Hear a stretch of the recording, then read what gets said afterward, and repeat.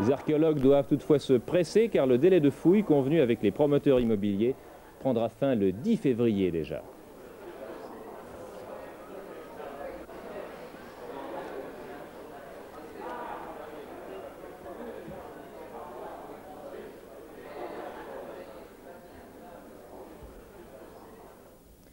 À l'étranger, les circonstances de la chute du dictateur roumain Ceausescu n'ont pas fini de nous réserver des surprises.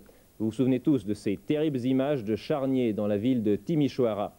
Dans les secousses de cette révolution dont chaque événement nous apparaissait presque en direct sur les écrans de télévision sans qu'il soit matériellement possible de tout vérifier immédiatement.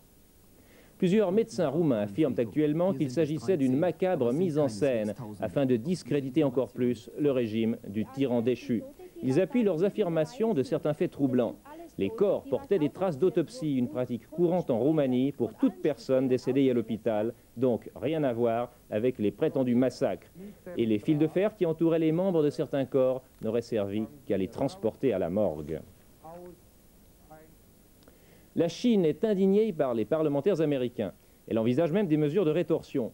Ces parlementaires ne sont pas d'accord avec le président Bush sur une loi qui permet aux étudiants chinois résidant aux États-Unis d'y rester aussi longtemps qu'ils le désirent. Xavier Collin. Hier encore, plusieurs des 40 000 étudiants chinois actuellement aux États-Unis manifestaient leur désir de ne pas avoir à retourner en Chine. Il faut se rappeler qu'après le printemps de Pékin, le Congrès avait voté une loi accordant à tous ces étudiants un délai de 4 ans avant d'avoir à renouveler leur visa. C'est cette loi qui irrite le président Bush, lequel affirme qu'en la matière, une ordonnance suffit et qu'une loi ne s'impose pas. Puisque le président a mis son veto à cette loi, les membres du Congrès l'ont désavouée à une large majorité, mais tout le monde sait que sur le fond, ce n'est pas tant du sort de ces étudiants qu'il s'agit, mais bien plutôt des relations sino-soviétiques. Les parlementaires américains n'ont jamais admis que la Maison-Blanche ait repris des contacts avec Pékin, alors que théoriquement, ces contacts étaient rompus. Puisque c'est comme cela, dit Pékin ce soir, on va peut-être stopper purement et simplement l'envoi de nouveaux étudiants. Dans le Caucase, l'armée rouge poursuit ses opérations de maintien de l'ordre. À Bakou même, les incidents se suivent et se ressemblent. Ce soir, un cessez-le-feu est annoncé entre Arméniens et Azéris, mais il n'est que partiel. Il ne porte que sur une partie de la frontière entre l'Arménie et le Nakhichevan.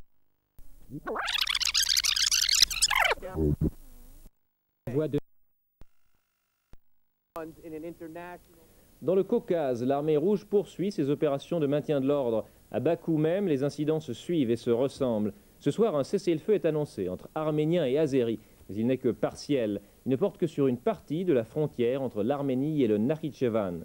Et aujourd'hui, les Azéris ont reçu le soutien massif et démonstratif de leurs cousins de Turquie.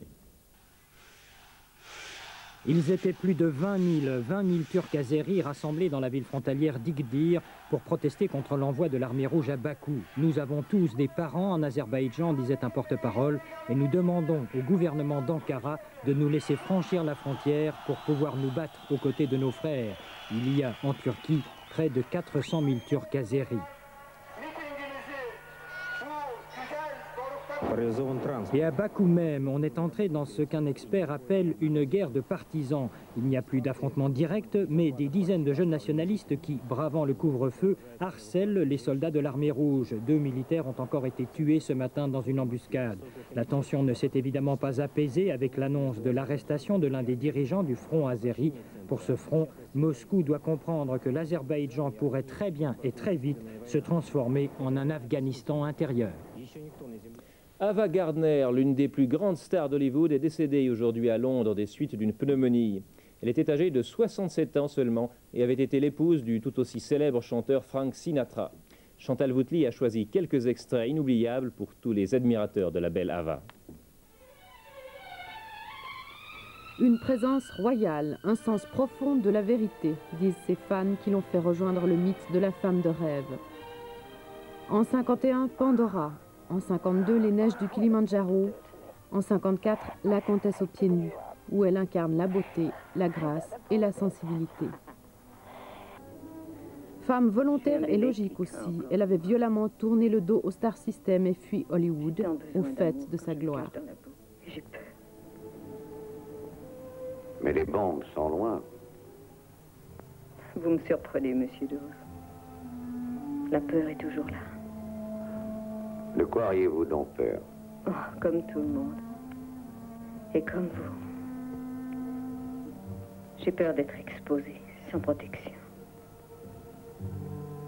Comme M. Kirk Edwards, s'il n'avait pas d'argent. Et vous, quand vous n'aviez pas votre ration d'alcool. Ou aujourd'hui, votre script girl et son amour. Voici encore, comme d'habitude, à TJ Nuit, le résumé de la situation sur les principales places financières. Poussée du franc suisse contre toutes les monnaies et notamment le billet vert. Dans la foulée de la politique monétaire particulièrement restrictive cette semaine et suite aux rumeurs d'une possible hausse du taux d'escompte. Recul généralisé des principales devises européennes. En Suisse, marché en timide reprise dans des volumes faibles, les taux d'intérêt restent élevés et les opérateurs estiment qu'ils ne peuvent l'être davantage. En clôture, le marché progresse de 0,3%.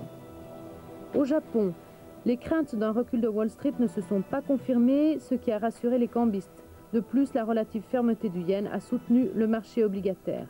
Les valeurs technologiques sont en hausse. Voici encore les chiffres qui viennent de nous parvenir de New York. À Wall Street, l'indice Dow Jones a atteint 2560,81 points, en légère baisse de 43,69 points sur la journée agitée d'hier. En Suisse, le temps est influencé par la perturbation qui traverse les îles britanniques et le nord de la France.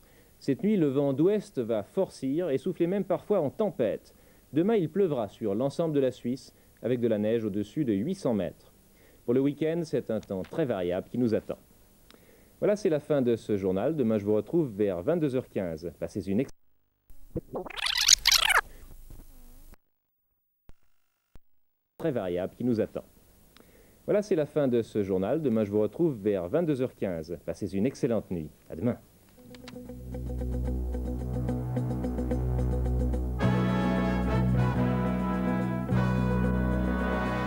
Paradoxalement, il n'y a pas grand-chose à dire sur Ava Gardner qui nous a quittés ce soir, tant il y a à ressentir de par sa seule présence sur un écran. Elle n'aurait pu être qu'une femme fatale, noyée dans la cohorte des Golden Girls que la MGM lançait à intervalles réguliers sur les écrans. Elle aurait pu aussi se noyer dans un océan de scénarii médiocres où la place réservée aux femmes se transformait souvent à servir la soupe ou à se transformer en poupée docile. Eh bien, elle fut tout autre. Elle ne fut pas aseptisée, ni brisée, ni broyée par Hollywood. Elle fut tout autre, c'est vrai. Elle fut tout d'abord le mythe, après Carbo et avant Marilyn. Par le miracle d'une grâce qui rayonnait bien au-delà du métier, par sa beauté qui laissait toujours soupçonner des fêlures invisibles, et par une sensualité qui cohabitait curieusement avec des fragilités latentes. Au début de sa carrière, elle n'était pas très confiante en ses possibilités d'actrice. Il faudra plusieurs metteurs en scène et plusieurs films pour la rassurer. Des metteurs en scène comme Mankiewicz et son admirable comtesse aux pieds nus qui construiront le film autour d'elle. Et peu à peu, elle deviendra une créature cinématographique à part entière, au même titre que ses prestigieux partenaires masculins, comme ce soir Clark Gable, que nous verrons avec elle dans Mocambo. On sait depuis longtemps que les stars cinématographiques n'échappent pas aux contingences terrestres. Confrontées à elles, elles s'y brûlent souvent et s'y détruisent quelquefois. Dans les dernières années de sa vie, Ava Gardner n'a pas échappé à cette fatalité. Mais ce soir, peu importe, le mythe cinématographique est intact et qui plus est, il est entré dans la cinémathèque la plus prestigieuse et la plus secrète, celle de nos cœurs.